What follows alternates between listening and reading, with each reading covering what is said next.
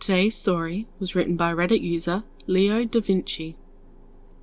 It's been 12 days since I fled, and in those 12 days I've seen more than my entire life. My wife had not been my wife. It was as if someone had stripped the pages out of a book, then reordered the words. Same words, different story. All the pieces of her were there, but they did not fit together. "You'll never know what this means, the fulfillment of it," she screamed when I ran, nearly tripping over the doorstep, the chimes rattling behind me. "You'll never be complete." Doors opened down the street as I flashed past, the house owners turning their heads to watch. Their children flicked open the blinds, their eyes just visible through the gaps. But the street was still empty, and not just of cars. No dogs barked, no paperboys returned from their routes, no mailmen delivered packages, even the wind stilled. Cutting through the park made the quickest path back to the mine, and I slowed to a walk, watching deserted swings hanged from rusted poles. It was spring, yet the leaves were falling from the trees, turned crimson as they drifted towards the earth. Dry, they crunched under my feet, kicking up dust as they disintegrated. Walking to the mine took 2 hours when avoiding busy streets, but it was better than taking the bus, better than taking my wife's car with the GPS unit hardwired into it for theft tracking. The mine had food and water, a medical unit with a bed, and communication lines. I could call for help there, find out what exactly had happened here, heal my town. And most important, the mine had a shield to the moon.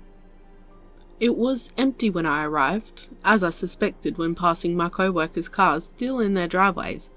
No security officer checked my badge, and the front gate moved freely on its hinges. Ahead, the hole into the earth beckoned, and I descended. Stale internet pages greeted me when I logged into their training computers. News articles flashed across top sites from the day before, and the comment sections were filled with paragraphs detailing to go outside, to look upwards, to see the moon. On the second day, the internet failed, and on the third, power blinked out. But not another soul entered the mine on those 3 days, and I ventured outside, sticking to the edge of town. Perhaps I was going mad. Perhaps there was a holiday I had forgotten about, and curiosity drove me to investigate, treading lightly to the top of a mound that overlooked the town, so I could see if anything had changed. That's when I saw the first deer. When I was a young man, my father had taken me hunting through these hills. It was how we spent the weekends. Perched high in a tree with a 6-pack and 2 heavy coats, sitting in silence as we waited.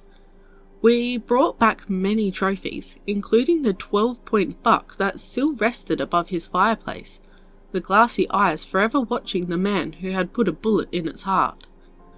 But now the buck that stared me down had 26 points. It was built more like a horse than a deer, easily twice as large as any I had seen, its muscles standing out despite the 100 feet between us. Its ear twitched, and its head turned. Instead of running, it stared at me. Then its lips parted, and it smiled, flashing rows of teeth that were not the worn-down molars for chewing vegetation. Rather, they were pointed, sharp.